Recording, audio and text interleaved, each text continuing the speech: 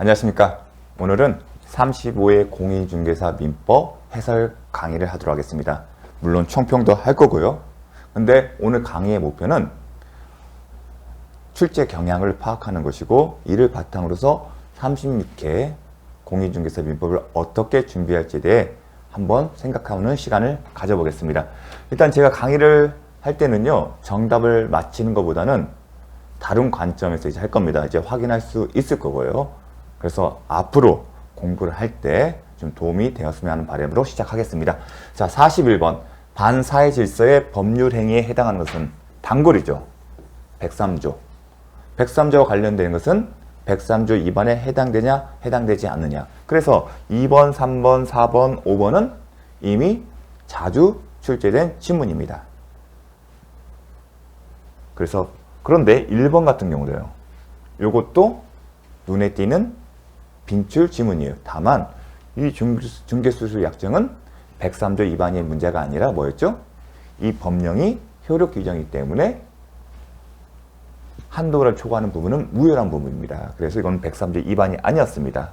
그리고 2번, 5번의 같은 경우는 효력이 있죠. 항상 주의하라는 지문이었고요. 오히려 3번이 103조 위반에 대해 해당되는 겁니다. 그래서 41번은 그렇게 어렵지 않은 문제이기 때문에 맞히셔야 하는 문제였습니다. 42번. 갑은 강제 집행을 피하기 위해 자신의 X 부동산을 을에게 가장 매도하여 소유권 이전 등기를 해 주었는데, 자, 여기까지 문제를 보게 되면 이 문제가 뭐와 관련된 거죠? 108조의 허위 표시의 문제입니다. 그렇죠. 이제 감이 오시합니다. 을이 이를 병에게 매도하고 제3자에게 매도하고 소유권 이전 등기를 해주었다. 다음 설명 중 틀린 것은, 자, 이렇게 되는 거죠. 갑, 을, 병. 매매가 있는데 이거는 108조고요.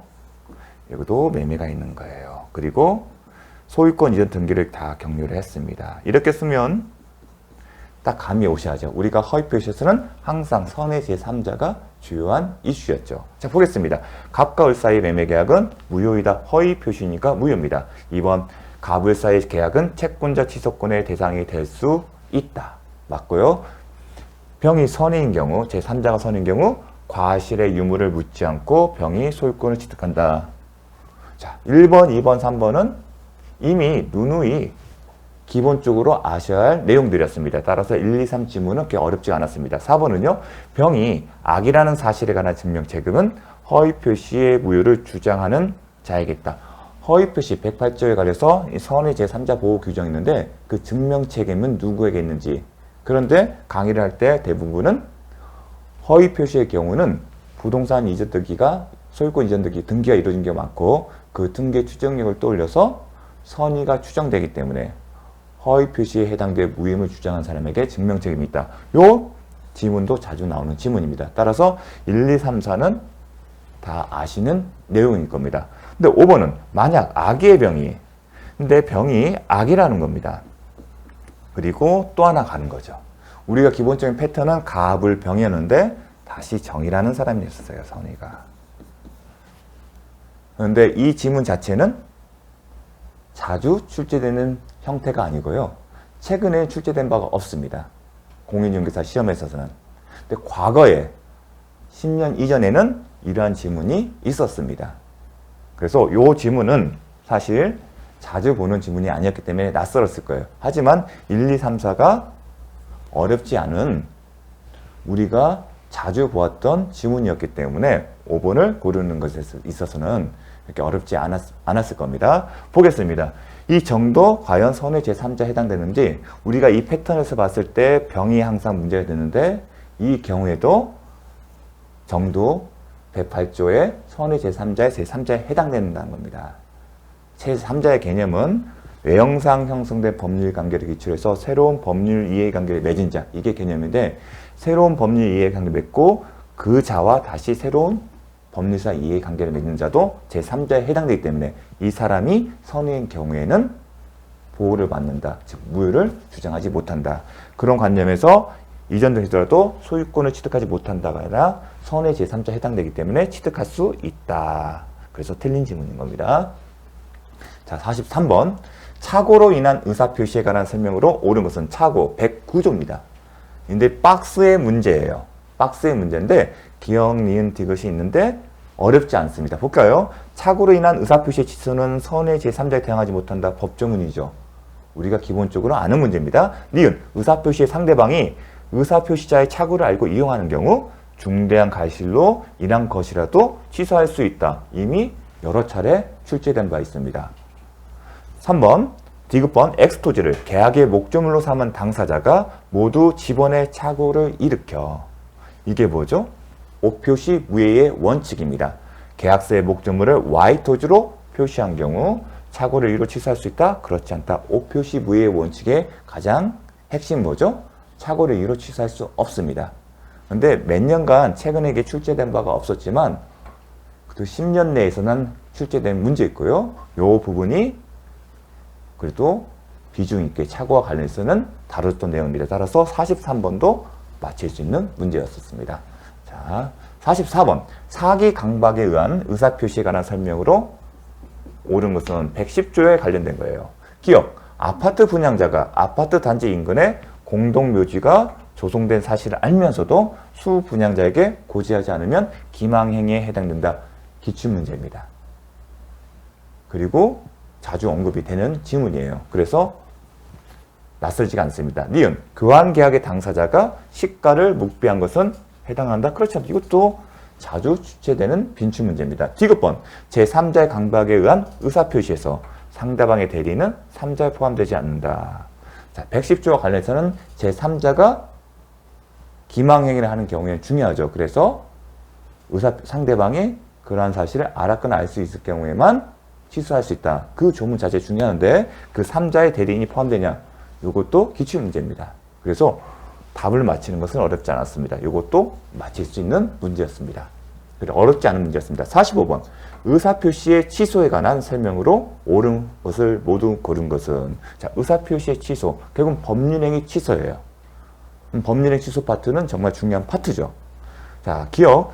취소권은 추인할 수 있는 날로부터 10년이 경과하더라도 행사할 수 있다. 자, 이런 표현 자체는 자주 못 봤습니다. 단지 우리는 뭐가 있죠? 기간이었죠. 추인할 수 있는 날로부터 3년, 법률행위가 있은 날로부터 10년. 그 지문만 많이 받았어요. 그런데 이번에는 추인할 수 있는 날부터 10년이 경과도 행사할 수 있다.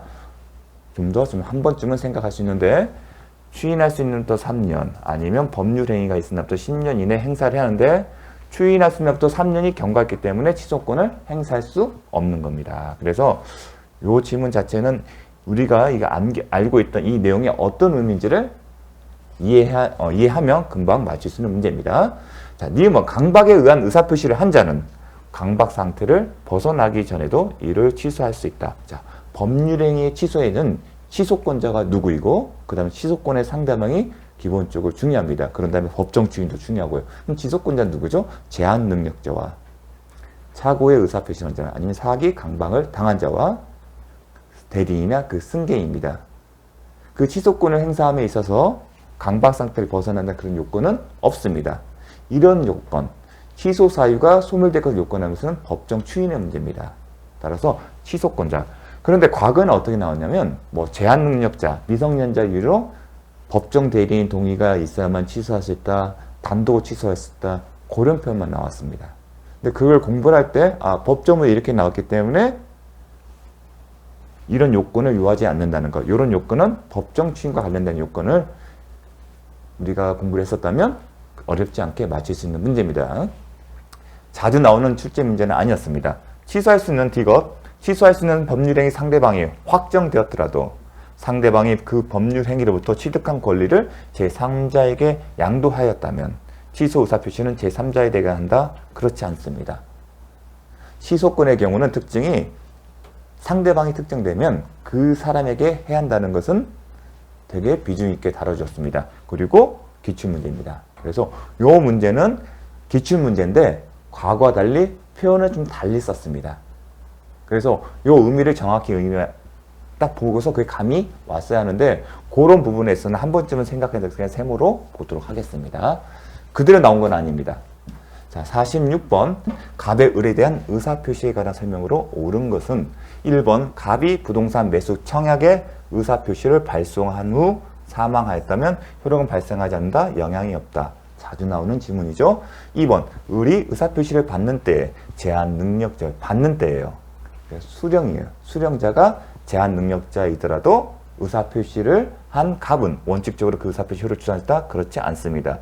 이 지문은 법조문에 관련된 법조문인데요. 법조문이 있는데요. 자주 출제되는 지문이 아니었기 때문에 낯설었을 겁니다.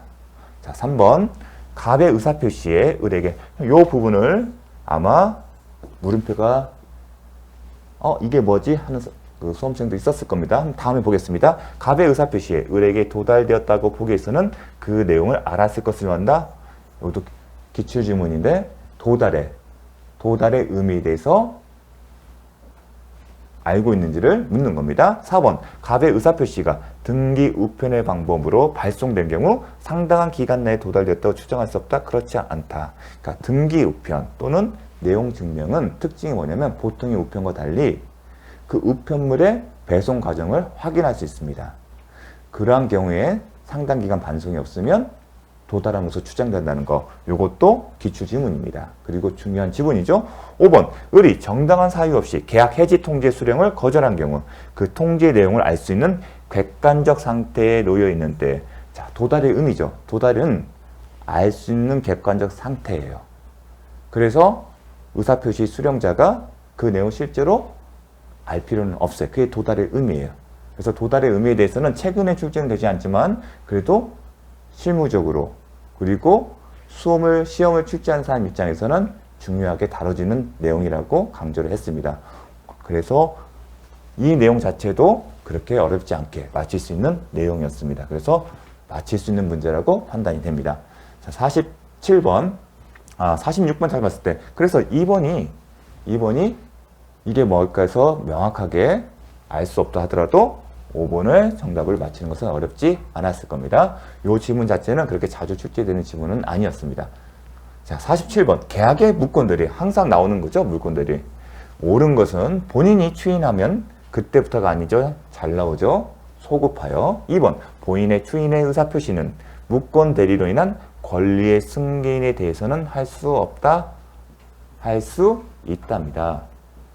공인중개사 시험에서는 기출문제에서 볼 수는 없는 문제였고요. 어디서? 다른 직역에서는 자주 나오는 지문이었습니다. 사실 이 지문 자체가 교수님들 쓰는 그 교과서에도 자주 언급이 되지 않아요. 하지만 유사직역 그 시험에서는 자주 언급되는 지문이었습니다. 그래서 유사직에서 나와서 공부를 하지 않았으면 이 지문 자체가 낯설을 겁니다. 자, 3번 계약 당시 무권 대리인 힘을 알았던 상대방은 알았던 악이죠. 본인의 추인이 있을 때까지 처리할 수 있다. 그렇지 않다. 악이자는 처리할 수 없다. 악의 상대방은 4번 무권대리 상대방은 상당한 기간을 정하여 추인 여부의 확답을 최고할 수 있고 그 기간 내에 확답을 하면 추인하면 본다. 추인을 거절한 것을 본다. 자, 2번을 뺀 1번, 3번, 4번은 정말 자주 출제되는 빈출 지문입니다. 5번 본인이 무권대리 행위를 안 후 그것이 자기에게 효력이 없다고 이의를 제기하지 않고 이를 장시간 방치한 사실만으로는 추인하였다고 볼 수 없다. 이게 정답인데 추인은 명시적으로 할 수 있을 뿐만 아니라 묵시적으로 가능하다. 그래서 최근의 기출문제는 추인은 묵시적 추인도 가능하다. 그게 빈출 지문이었는데 이 내용 자체가 과연 묵시적 추인에 해당되는지 그걸 묻는 겁니다. 근데 그냥 이의제기한 척하고 가만히 있다는 것만으로는 추인의 의사가 있다고 볼 수 없습니다. 가만히 있는 거잖아요. 가만히 있는 것을 나 이거 추인할게요 하고 동등하게 평가하려면 플러스 알파가 있어야 돼요. 그래서 이 지문 자체는 공부를 하셔야만이 그래서 좀 다뤄야만이 좀 맞힐 수 있는 문제가 아니었던가 싶습니다. 근데 좀 어느 정도 공부가 됐으면 감이 오늘 맞힐 수 있는 문제였습니다. 자, 48번 갑은 자신의 토지에 관한 매매 계약을 체결을 위해 을에게 대리권을 수여하고 항상 대리 파트는 무권 대리가 문제가 하나 나오고 그 다음에 임의 대리에 대해서 출제가 되는데 임의 대리와 관련해서는 대리권의 수권 행위를 통해서 그 대리권의 범위를 묻는 게 많이 나오죠. 그리고 복대리인과 관련해서도 나오고요. 을은 갑의 대리인으로서 병과 매매 계약을 했다. 그러면 항상 갑, 을, 병. 본인, 상대방, 대리인. 자, 을은 원칙적으로 복대인에 선임할 수 있다? 그렇지 않다. 이미 대리인은 원칙적으로 할 수 없고 예외적으로 부득이한 사유가 있거나 본인의 승낙이 있는 경우에 그 부분이 항상 암기 포인트였습니다. 니은, 을은 특별한 사정이 없는 계약을 해지할 권리가 없다. 계약 체결의 권한에는 특별한 사정은 해지할 권한이 없다. 이것도 자주 나오는 지문입니다. 맞다는 건 아니고요. 자주 출제되는 지문이었기 때문에 우리가 기본적으로 공부하는 내용입니다. 디귿번, 을이 병에게 갑의 이임장을 제시하고 계약을 체결하면서 계약서상 매도인은 을로 기재한 경우 특별한 사정이 없는 한 갑에게 그 계약이 효력이 미치지 않는다. 요건 낯선 지문이고요. 요 같은 지문을 본 적은 없습니다. 그래서 여러분이 생각을 해야 할 문제예요. 자, 앞에 뭐가 있으면 갑의 이임장을 제시했어요. 을이 병에게 갑의 이임장을 제시했어요. 이게 무슨 의미일까요? 현명이에요. 현명주의. 즉, 이 계약은 누굴 건다? 갑을 위한 것이고 나는 갑을 위한 대리인이다. 그걸 표시한 겁니다. 그런데 그럼 계약서에 어떻게 써야죠? 매도인 갑 쓰고 그 다음에 대리인 이렇게 써야 합니다. 이게 원칙적인 모습이에요. 그런데 계약서에 뭐라고 썼어요? 매도인은 이렇게 쓴 겁니다. 행위자 이름으로. 예상과 원칙과 달리 매도인 을로 승별. 이러한 경우에 의사표시 해석상 이 계약의 당사자, 그 매도인을 누구로 볼까 하는 문제예요. 이론적으로는. 계약서에 을로 써 있으니까 이 계약의 당사자를 을로 볼까? 그런데 상대방이 매수인 입장에서 자, 처분 문서상에는 계약서에는 을로 돼 있지만 매수인 입장에서는 누구로 보고 있는 거예요? 이임장을 받았잖아요. 그러니까 매수인 입장에서는 비록 계약서에 을로 돼 있지만 내심의 효과에서는 갑으로 보겠죠. 매도인 입장에서 지금 매도인 직접 한 게 아니라 을로 했지만 을의 입장에서도 행위자 입장에서도 대리 의사로 한 거잖아요. 따라서 매도인과 매수인의 의사가 내심적 효과 의사가 일치하기 때문에 이 계약서상에 비록 매도인이 을로 기재했다 하더라도 이 계약은 누구 사이에? 갑과 병 사이에. 즉 갑이 매도인이 됩니다. 그래서 갑이 매도인이기 때문에 이 매매 계약자는 효력이 미친다. 쉽지 않은 지문이에요. 그러니까 저같이 실무가나 공부를 한 사람은 이게 그냥 읽으면 답이 보이는데 여러분 같은 경우는 이 지문이 훈련이 안 됐으면 이게 뭘까 싶은 거예요. 그걸 묻는 겁니다. 근데 이 비슷한 게 사실은 오표시부예요. 제가 오표시부의 원칙을 할 때 항상 의사표시 해석을 어떻게 하고 왜 이렇게 되는지 설명했습니다. 그걸 떠오르시면 답을 찾을 수는 있는 지문이었는데 그래도 이 지문은 그래도 쉽지 않은 지문이었다고 저는 생각이 듭니다. 왜냐하면 공인중개사를 시험하는 분들이 다른 깊이 있게 공부할 수 있는 기회는 없어요. 그렇기 때문에 결국 수험생 입장에서는 이런 유형을 내가 알고 있냐, 내가 본 적이 있냐가 중요한데 이런 문제의 유형을 본 적이 없기 때문에 이 부분이 좀 혼동이 있지 않았을까 싶습니다. 자, 다음 49번. 취소할 수 있는 법률행위의 법정 추인 사유가 아닌 것은 자, 이청계, 담양, 강제집행. 그렇게 우리가 두 문자를 외웠고요. 취소권자와 그 다음에 상대방을 나눠서 봤습니다. 근데 혼동은 법정 추인사가 아니라는 거 이제 두 문자를 통해서 해결할 수 있는 문제였습니다. 이거는 쉽게 맞힐 수 있는 문제였습니다. 자, 50번. 법률행위의 부관에 관한 설명으로 틀린 것은 1번. 조건 의사가 있다 하더라도 애부에 표시되지 않으면 그것만으로도 조건이 되지 않는다. 자, 조건은 의사표시예요. 그 의사표시이기 때문에 표시가 되어야 돼요. 그래야만이 애부에 표시되어야만이 법률행위의 내용이 될 수 있습니다. 그렇기 때문에 법정 조건, 조건이 아니라고 하지 않습니까? 그 내용입니다. 그래서 이 지문 자체도 그래도 기출문제에 나온 지문이기 때문에 맞힐 수 있는 지문이었고요. 2번. 기한이익 상실특약은 특별한 사정이 없는 정지조건부. 잘 나오죠? 정지조건부가 아니라 특별한 사정이 없는 형성권적 기한이익 상실특약으로 추정된다. 그래서 답을 맞히는 것은 어렵지 않았습니다. 나머지 같은 경우도 조건을 붙이었으면 법률 조건 붙인 건 다른 자감이었으면 전부가 무효이다. 자주 빈출된 지문이고요. 4번 정지조건부 법률 해당 행위에 해당한다는 사실, 즉 조건의 존재를 주장하는 사람에게 이점이 있고 성취는 성취를 주장하는 사람. 근데 존재는 뭐죠? 효력이 아직 발생하지 않아. 효력의 발생을 다투는 사람이겠죠. 그 내용 이미 출제된 바가 있습니다. 사실은 법률 효과의 발생을 다투는 자에게 있다. 조건의 존재는 5번 불확정한 사실이 발생한 때를 이행 기한으로 정한 경우 발생한 때뿐만 아니라 불가능하게 된 때도 기한이 조량해서 본다. 이것도 기출문제인데 최근에. 그래서 50번도 쉽게 맞힐 수 있는 문제였습니다. 잠깐 쉬었다가 51번부터 보도록 하겠습니다.